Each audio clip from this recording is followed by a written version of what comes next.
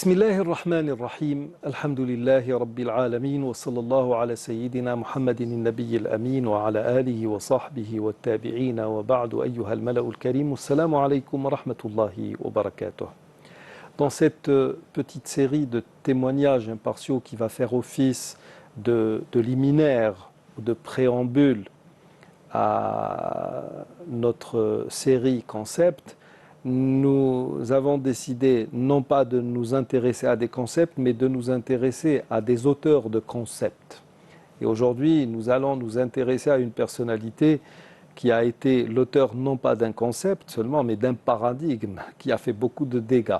Il s'agit de Bernard Lewis, un grand penseur britannique, naturalisé américain, qui est juif, et qui est à la base de la théorie du choc des civilisations. Il était le mentor de Samuel Huntington, c'est lui qui l'a largement influencé, sauf que lui, il était beaucoup plus l'auteur de ce qu'il a baptisé le chaos créateur, le fawda al-khallaqa.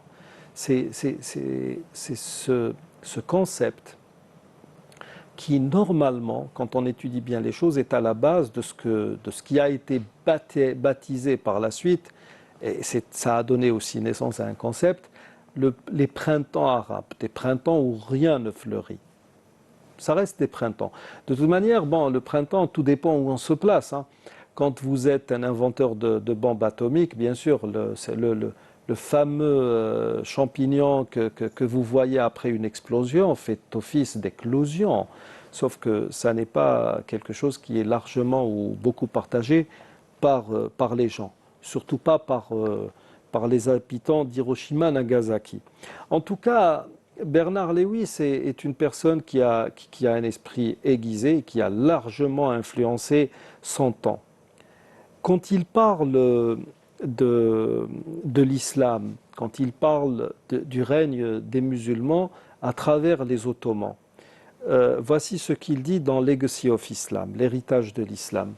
À la fin du règne des Ottomans en Europe, les nations gouvernées par ces derniers pendant des siècles existaient encore avec leur langue, culture et religion, et même jusqu'à un certain stade avec leurs institutions. Tout est resté intact, apte à assurer la continuité nationale de ces nations, tandis qu'en Espagne et en Sicile, il n'y a aujourd'hui plus de musulmans ou d'arabophones. Il dit aussi, en parlant du règne des Ottomans, les paysans non musulmans, nous sommes beaucoup plus en Pologne, dans l'actuel le Baltique, etc., dans ce bassin-là, il dit les paysans non musulmans jouissaient de plus de liberté dans leurs champs qu'avant. Les impôts qu'ils payaient étaient plus bas et étaient collectés avec humanité, comparativement à ce qui se faisait avant ou dans les pouvoirs avoisinants. Il parle ici des pouvoirs féodaux et il parle aussi des pouvoirs qui étaient sous le régime papal. Cet état de sécurité et de prospérité a fait que ces paysans acceptaient d'autres aspects du pouvoir ottoman qui étaient moins attractifs. Il faut savoir que les Ottomans n'étaient pas des enfants de cœur, mais en dépit de cela, ceux qui étaient sous leur domination, bien que faisant partie de religions autres que celle de l'islam, acceptaient jusqu'à un certain stade certaines choses. Il explique la stabilité qui a marqué les provinces ottomanes jusqu'à la naissance des idéologies ethniques venues d'Occident. Il poursuit et dit l'Empire ottoman, en plus d'être un ennemi redoutable, exerçait un charme très fort. Les mécontents, c'est-à-dire des régimes féodaux européens, et les ambitieux étaient attirés par les opprimés ou par les opportunités qu'offrait la tolérance des Ottomans. Les paysans opprimés attendaient avec impatience les ennemis de leurs maîtres. Vous imaginez, nous sommes à une époque où on avait vent, on entendait dire que voilà, les armées ottomanes marchaient sur telle ou telle province. Eh bien, il arrivait, et vous trouverez aussi cela dans The Preaching of Islam de Sir Thomas Walker Arnold, il arrivait que des gens se réjouissaient à l'idée de voir venir les musulmans qui allaient détrôner les maîtres d'aujourd'hui, qui sont des corélégionnaires, c'est-à-dire que vous avez un petit paysan chrétien qui attend avec impatience l'arrivée du musulman, parce qu'il sait que ce musulman va détrôner le chrétien qui le dirige, qui le commande avec une main de fer, et qu'il va lui donner des droits. Ensuite, Bernard Lewis termine avec cela. Même Martin Luther, qui est le fondateur de l'Église luthérienne, qui est le fondateur du protestantisme à partir de 1715, il dit « Mettez en garde en disant que dans son édit Exhortation à la prière contre le Turc, publié en 1541, mettez en garde en disant que les paysans persécutés par les princes, les féodaux et les citoyens avides préféraient de loin vivre sous la domination des Turcs plutôt que celle des chrétiens de ce genre. » Quand vous lisez cela, honnêtement, et nous partons ici d'informations, de notions, de points avérés de l'histoire, si nous ne sommes pas dans le concept du vivre ensemble, dans quoi sommes-nous? Ces musulmans, partout où ils sont allés, et nous savons où l'islam a pu s'établir. Si vous prenez par exemple un pays comme la France, l'islam s'y est établi dans une grande partie de la France actuelle pendant au moins 4 siècles. Au moins. Il n'existe absolument rien de l'islam en France. Il y a même une mosquée qui a été construite à l'époque des Ottomans dans la région PACA qui est fermée. C'est-à-dire que vous n'avez même pas le droit, intellectuellement parlant, les gens n'ont même pas le droit d'entendre parler de cette mosquée. Je ne vous parle pas de la mosquée de Paris qui a été bâtie en 1920-1921. Je vous parle d'une mosquée plusieurs fois centenaire qui n'a pas droit de citer.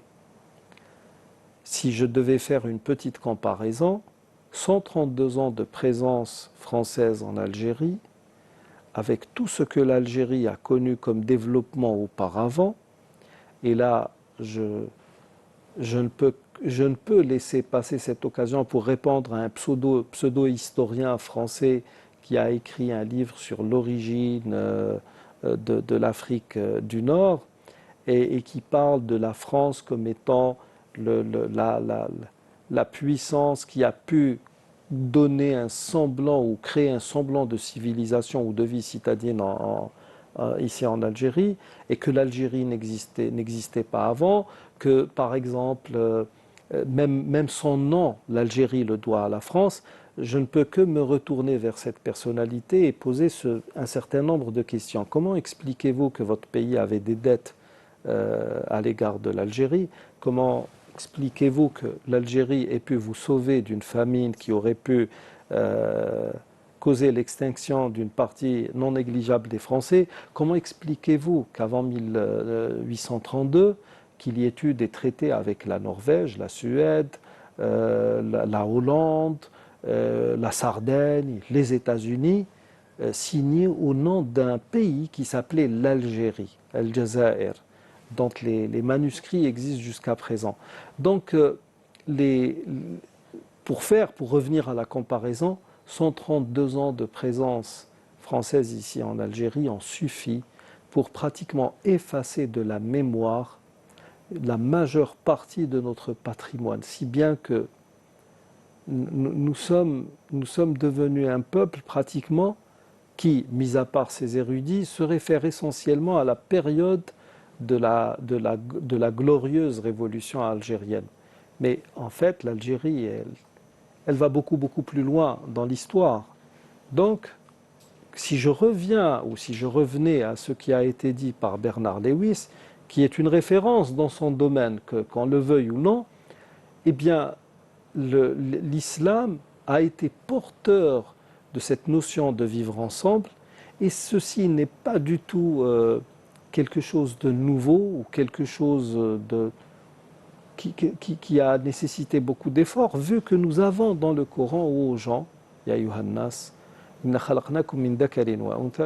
vous avons créé à partir d'un mâle et d'une femelle, وَجَعَلْنَاكُمْ شُعُوبًا وَقَبَائِلَ لِتَعَارَفُوا. Et nous avons fait de vous des peuples et des tribus pour que vous vous entreconnaissiez.